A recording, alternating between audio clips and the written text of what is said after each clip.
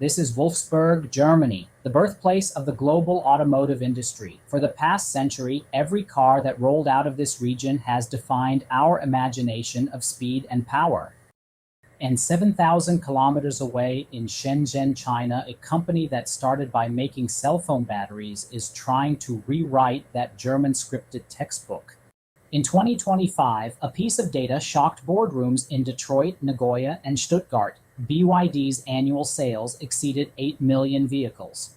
Overseas sales exceeded 1 million units for the first time, growing over 130% year on year. But this is not simply a celebration of sales figures. When we peel away the sensationalistic China threat headlines and unravel the strategic fog surrounding this company, we find a story far more complex than just cheap prices.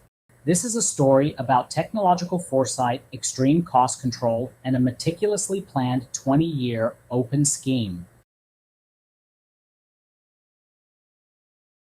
To understand BYD, you must first forget its cars, because its core is a battery. The story begins in 1995. At that time, mobile phones were symbols of wealth, and a single Sony or Panasonic battery cost hundreds of yuan. Wang Chuanfu, a 29-year-old master's graduate in metallurgical physical chemistry, quit his stable research institute job and founded BYD in a rundown workshop in Shenzhen's Buji neighborhood. His logic was simple and brutal. The core of a battery is materials and processes, two things China had in abundance. If he could get costs down to 30% of Japan's, he would win, and that's exactly what happened. Within a few years, BYD became the battery supplier for Motorola and Nokia, capturing nearly a quarter of the global cell phone battery market. But Wang's ambitions were far larger. In 2003, when BYD was already the battery king, he made a decision that investors thought was insane, acquiring the Xi'an Qinchuan automobile factory to build cars. The news caused an uproar in Hong Kong's capital markets. Fund managers called to ask, "You make batteries? What do you know about engines? What do you know about chassis tuning?" The stock price plummeted, but Wang Chuanfu said just one sentence in an internal meeting. "I'm building cars because in the future, a car is just a battery with wheels." At the time, that was considered the rant of a madman. But looking back today, it is precisely the first principle of BYD's global strategy. If the future core is the battery, then controlling battery R&D and production means controlling the pricing power of the entire vehicle. This leads to BYD's first global moat, blade battery technology. Before 2020, the entire industry bet on nickel, cobalt, manganese, NCM batteries, higher energy density, but extremely unstable. At the time, Tesla Fireball accidents were frequent news. BYD chose the harder path, going back to lithium iron phosphate, LFP. This material is inherently safe, but has lower energy density. BYD's engineering team spent years rethinking the battery's physical form, eliminating modules, lengthening the cells, and inserting them like blades into the battery pack. This is the nail penetration test that changed global EV safety perceptions. When a sharp steel needle pierces the battery separator, causing an internal short circuit, ordinary batteries go into thermal runaway and ignite violently. The blade battery's surface temperature rises by only 30 degrees Celsius. Removing the word spontaneous combustion from the EV dictionary, this bold declaration built an insurmountable psychological barrier for BYD on safety. By 2025, BYD had iterated to the second-generation blade battery. Energy density reached an impressive 190 watt-hour, close to NCM levels, while supporting 5C ultra-fast charging, 5 minutes for 400 kilometers of range. Even more terrifying is the CTB technology, directly integrating the blade battery as part of the vehicle's structural body. This yields two results. Torsional rigidity doubles to levels unattainable by luxury ICE vehicles, and vertical space is freed up, giving sedans the headroom of SUVs. This is a technological dimensionality reduction. Chapter 2, Vertical Integration, the absolute terror of modern industry. If the blade battery is BYD's spear, then the system we're about to discuss is the shield that makes all traditional automakers despair. That system is called vertical integration. Traditional automakers are essentially assemblers. They design the body, but the engine comes from Mitsubishi, the transmission from ZF, the fuel injection system from Bosch, and even the seat rails have specialized suppliers. This model is asset light, but the downside is, if any link in the supply chain fails, production stops. BYD is completely different. Flip through its supplier directory, and apart from tires and glass, almost everything starts with BYD. BYD Electronics, BYD Semiconductor, BYD Foodie Power. Take the most classic example, the IGBT chip, the CPU of an EV controlling AC-DC current conversion. For decades, this market was monopolized by Infineon and Mitsubishi.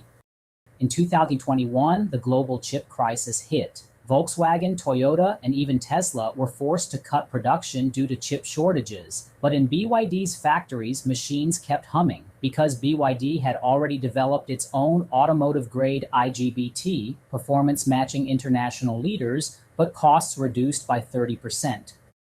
This self-sufficiency brings not just risk resistance, but extreme cost control. Look at the numbers. A BYD Seagull starts at around 70,000 RMB in China, less than 10,000. A Chevrolet Bolt with similar range costs over 30,000 in North America. That gap is the magic of vertical integration. But this do-everything model was once mocked by the industry as digging your own grave. Because there is a famous division of labor theory in industrial economics, no one can do it better or cheaper than specialized suppliers. Why did BYD break this rule? The answer lies in BYD's Shenzhen headquarters.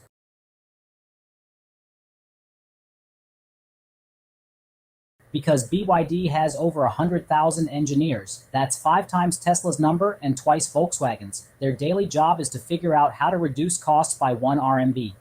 There's a famous anecdote. Wang Chuanfu once saw a quotation for new car headlight molds and thought it was too expensive. Instead of negotiating with the supplier, he took the mold drawings, gathered a few structural engineers, and said, "Let's change the design ourselves." 3 days later, a new solution emerged. Costs reduced by 40% with performance fully meeting requirements. This almost obsessive engineering culture allows BYD to reduce manufacturing costs by double-digit percentages every single year. This is an advantage that Western countries' high labor costs and litigation environments cannot replicate.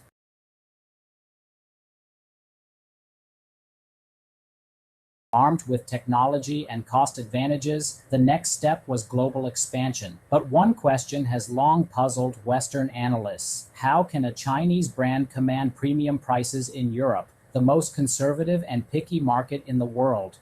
In fact, BYD's entry strategy for Europe completely overturned expectations. It did not choose low-price dumping. Instead, it chose high-end positioning.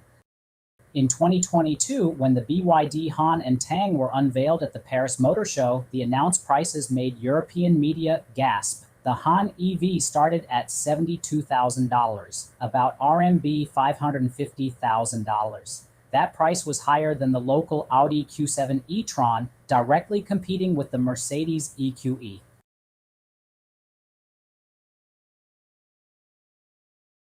European media initially tested the cars with skepticism and even disdain, but after moose tests, high-speed cruising, and the memorable teardown reviews, opinions began to reverse.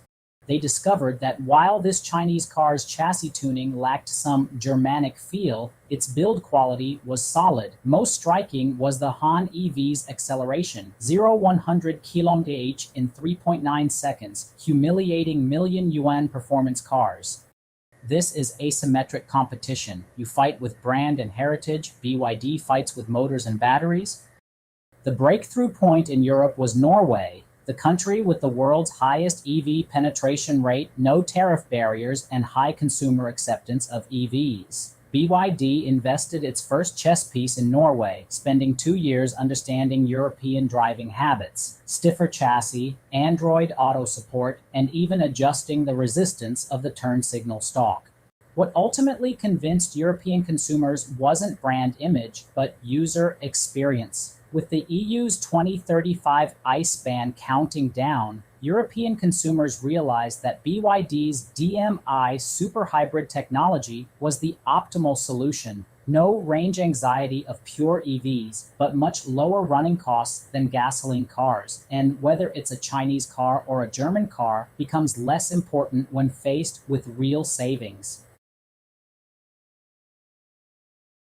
If BYD relied solely on exports, it would eventually hit geopolitical icebergs. In fact, that's already happening. In 2024, the European Commission officially launched an anti-subsidy investigation into Chinese EVs, threatening high tariffs. This poses a real threat to BYD, but if you think it will retreat, you're dead wrong. Instead, BYD chose a more aggressive, more thorough path. In China for global, ultimately becoming in global for global. This is BYD's current global factory footprint. Besides 10 production bases in China, BYD has complete vehicle factories in Thailand, Brazil, Hungary, and Uzbekistan, with plans for Indonesia, Turkey, and even Mexico. Why these locations? First, Hungary. This is BYD's first passenger car factory in Europe. Hungary is an EU member state. Vehicles produced here enter the European market tariff-free. Moreover, Hungary has a long automotive industry heritage, with Audi and Mercedes operating engine plants here. BYD can leverage mature industrial workers and management expertise. Next, Brazil. South America was once a dumping ground for used European and American cars. BYD decided to invest RMB 4.5 billion in Bahia, Brazil's Bahia state, to build South America's largest EV production base. This isn't just about selling cars, it's about exchanging access for resources. BYD has deeply tied up with Brazilian lithium miners to ensure long-term stable supply of raw materials. Even more astonishing, BYD even built its own ships. In January 2024, the first BYD Ro-Ro vessel, Explorer No. 1, was delivered in Yantai, Shandong. This fleet of 7 large car carriers will completely solve capacity bottlenecks. From vehicle rollout to arrival at Rotterdam, BYD controls everything, no longer dependent on Norwegian shipping giants. This integrated production transportation sales global vertical integration turns BYD's overseas expansion into a steamroller. While competitors are still haggling over high shipping costs, BYD ships are already crossing the Strait of Malacca. Even as powerful as it is, BYD's globalization path is far from smooth. In fact, the real challenges are just beginning. The first barrier is political risk. The Western world is building walls at unprecedented speed. Besides the EU's tariff investigation, the US already imposes 100% tariffs on Chinese EVs, with Canada following suit. BYD knows well that short-term entry into the US market is nearly impossible, so its strategy is an end run, entering the North American market via a Mexico plant using USMCA rules. But this will inevitably invite stricter legal scrutiny. The second barrier is brand loyalty. In one European survey, less than 15% of consumers were willing to pay the same premium for a Chinese brand as for a German luxury brand. Volkswagen, Mercedes, and BMW have spent decades implanting engineering quality, luxury, and reliability into European minds through countless classic models. BYD, though technologically competitive, needs time and sustained patience to shake this half-century-old brand allegiance. The third barrier, and the most decisive, is intelligence. If BYD was the undisputed king of the first half, electrification, then the second half, intelligent driving, is where it faces fierce competition from Huawei, Xpeng, and especially Tesla. Tesla's FSD has the world's largest real-world driving dataset, and its software iteration speed is far beyond traditional automakers.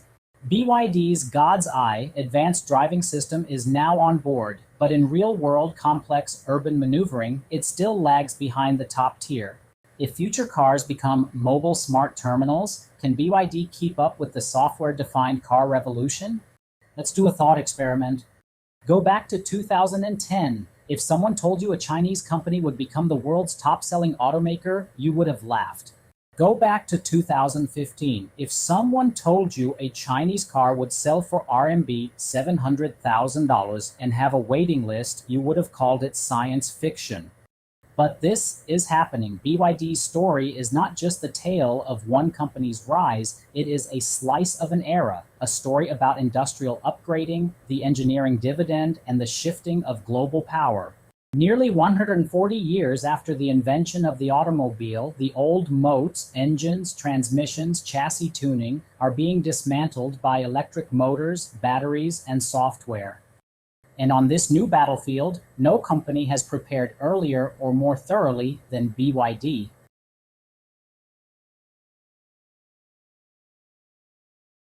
It is not yet perfect. Its brand story needs polish. Its autonomous driving needs catching up. But there is no denying that a century-old industry pattern dominated by the West is being rewritten. When you see a BYD seal on a Munich street or hear the silent whir of an electric motor in a Bangkok taxi, you are hearing the sound of the world's gears turning.